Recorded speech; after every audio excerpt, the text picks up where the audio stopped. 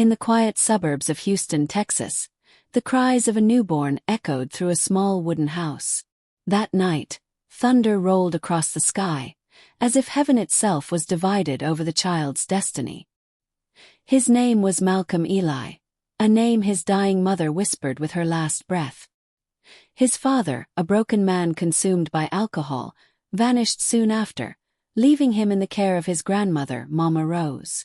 Mama Rose was a deeply spiritual woman, known in the neighborhood for her faith and her powerful prayers. She raised Malcolm with love, discipline, and the Word of God. But even as a little boy, Malcolm was different. At 10 years old, he began to dream, strange dreams that no child should have. He would wake up trembling, drenched in sweat, saying, "Grandma, she came again." Mama Rose would kneel beside him, asking softly, "Who, baby?" And Malcolm would whisper, his voice shaking, "The black woman with the red eyes. She said I'll be greater than all preachers on earth. But she said one day, I'll have to give her something in return." Mama Rose thought it was just a child's imagination. She prayed harder, anointing his head with oil every night. But the dreams didn't stop, they grew darker. One stormy night, Mama Rose woke up to strange sounds outside. The wind howled, the lights flickered, and she heard Malcolm's voice in the backyard. When she opened the door, she froze. The boy stood barefoot under the rain. His eyes rolled back, his lips moving rapidly in a language she had never heard. The air around him felt heavy, electric. She screamed his name, "Malcolm!" But he didn't answer. Instead, his small body shook violently, and he fell to the ground. When he woke up the next morning, he remembered nothing. Mama Rose called the local pastor, Reverend Jacobs, who prayed over him for hours. But deep inside, she knew, something had already chosen her grandson. From that day forward, a shadow followed Malcolm. He became quieter, more withdrawn, but strangely intelligent. He could recite entire Bible verses he had never been taught. When he looked at people, they said they felt something, some power, some weight, like the child could see straight through their souls. Mama Rose told everyone that Malcolm was special, chosen by God. But late at night, when she prayed alone, tears ran down her face. Because in her heart, she wasn't sure which spirit had chosen him. By the time Malcolm Eli turned 17, life in Houston had become unbearable. Mama Rose was getting old, her health fading fast, and the small church community that once supported them could barely feed themselves. With nothing but a small backpack and a Bible, Malcolm boarded a bus headed for Atlanta, Georgia, chasing a dream he could not explain, the dream of becoming a man of God known across the world. Atlanta was loud, bright, and cruel. Malcolm slept in abandoned buildings, washed cars for coins, and sang gospel songs in the streets for food. He spent nights praying under bridges, whispering, "Lord, if you called me, show me the power." But heaven was silent.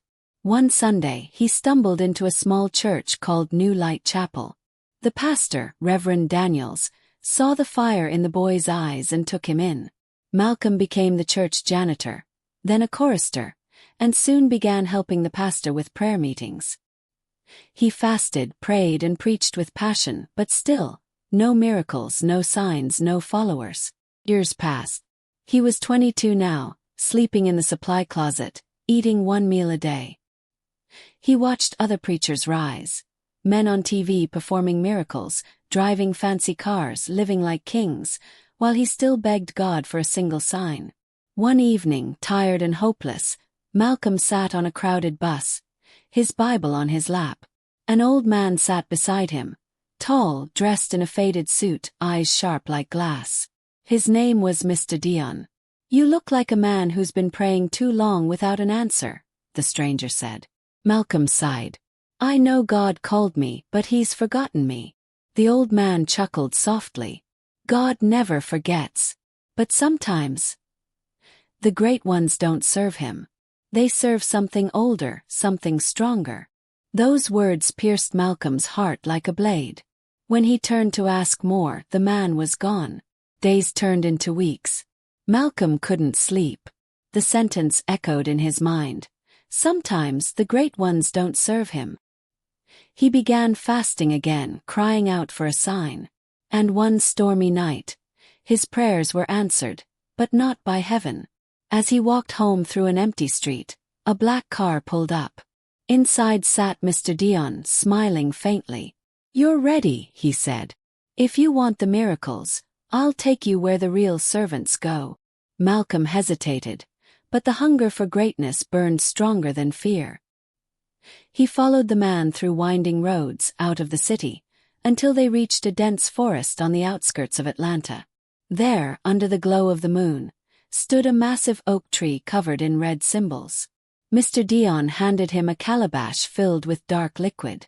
"Drink," he whispered, "and wait for her." Malcolm drank.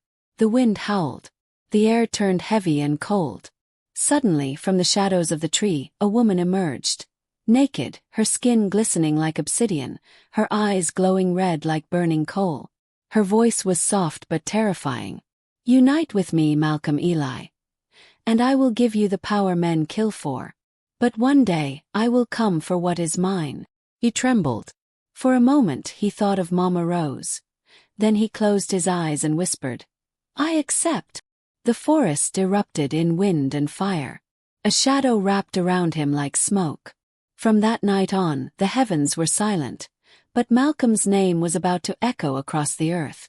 The morning after that night in the forest, Malcolm Eli woke up on the floor of his tiny room. His clothes were soaked, his body burning with fever. For hours he lay trembling, hearing whispers echo through his head, voices speaking in a strange ancient tongue.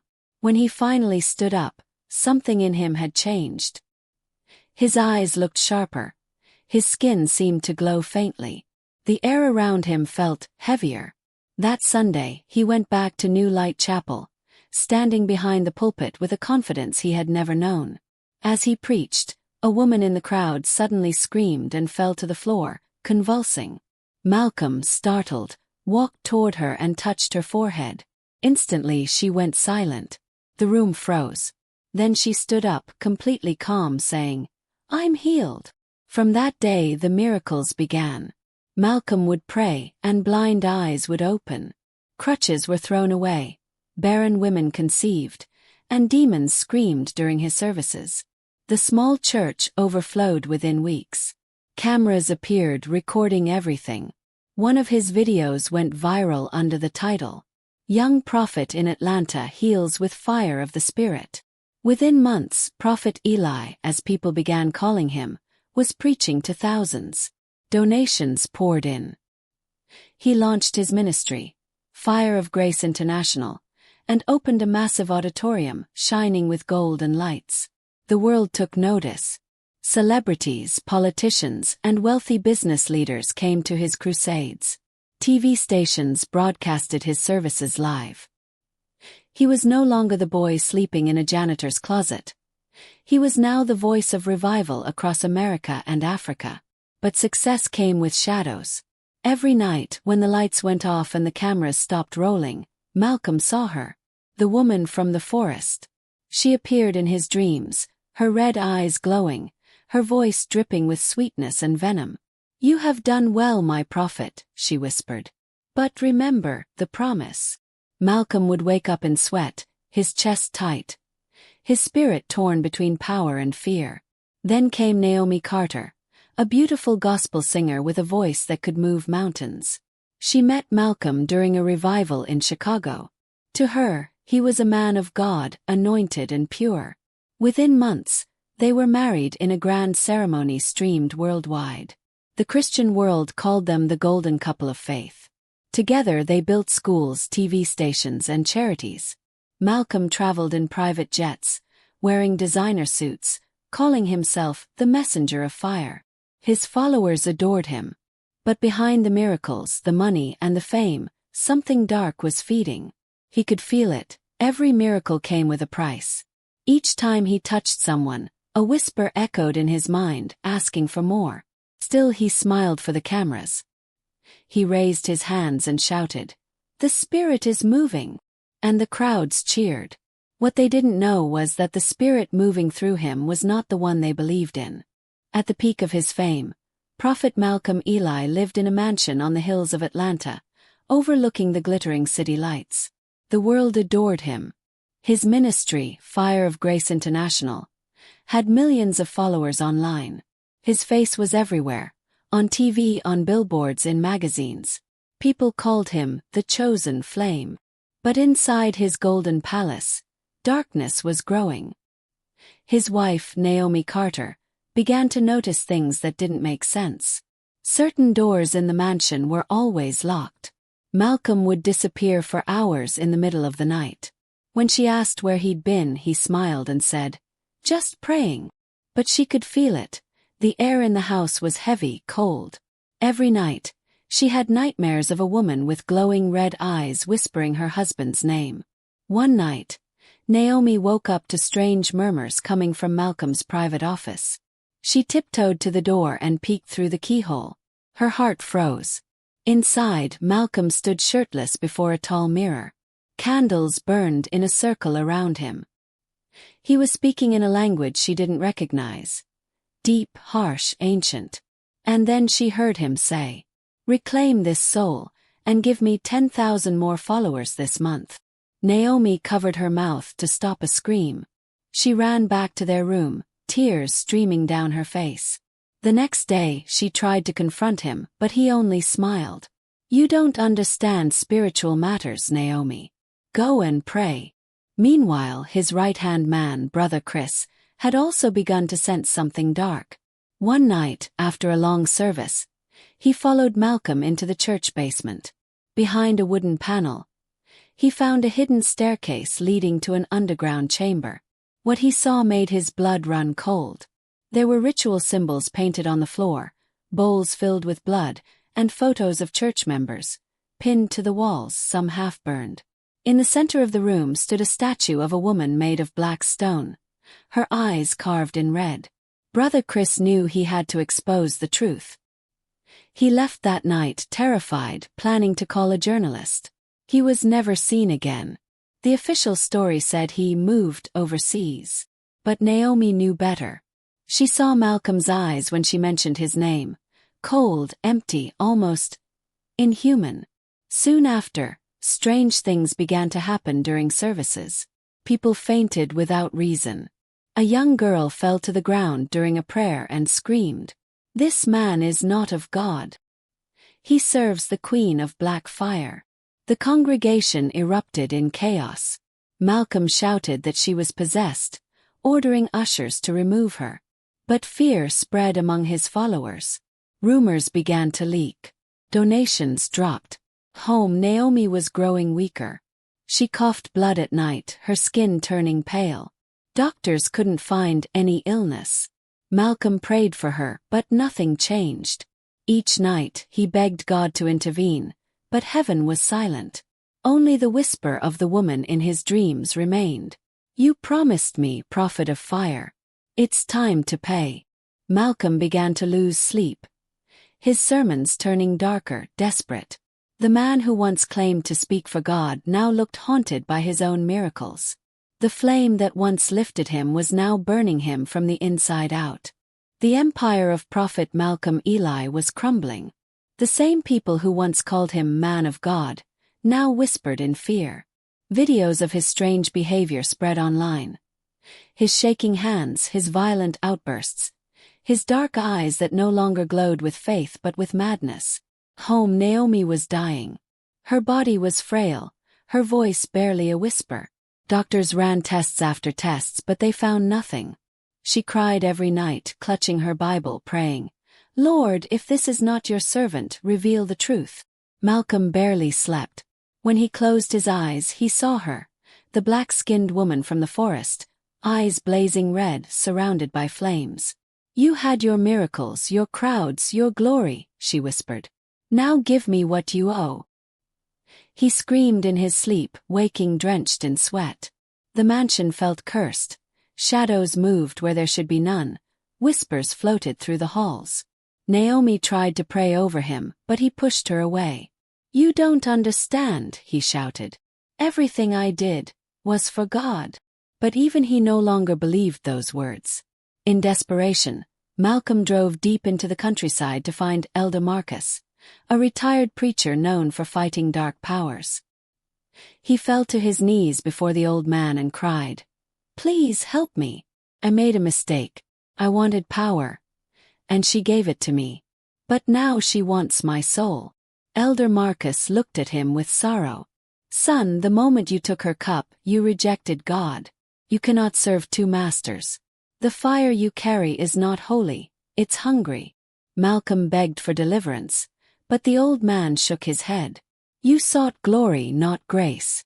And now the spirit you fed will feast on you." Malcolm drove back home in silence. The sky was gray, the air thick like smoke. As he entered his mansion, he heard Naomi screaming upstairs. He ran and froze. Naomi was lying on the floor, her body shaking violently, flames flickering from her mouth. Her eyes turned toward him, full of love and terror. "Malcolm, she's here," she whispered. The lights burst. Mirrors shattered. The same red-eyed woman appeared behind Naomi, her face twisted in a cruel smile. "Choose," she said softly. "Her or you." Malcolm fell to his knees, sobbing, "Please take me, not her." But it was too late. Naomi convulsed one last time, and died in his arms, a faint scent of burning filling the room. The next morning Malcolm Eli was gone. Months passed. The ministry was shut down, the mansion abandoned. Until one day, a video surfaced on an old YouTube channel. The footage was shaky, dimly lit. Malcolm sat in a dark room, thin, unshaven, his eyes hollow. He looked into the camera and spoke slowly.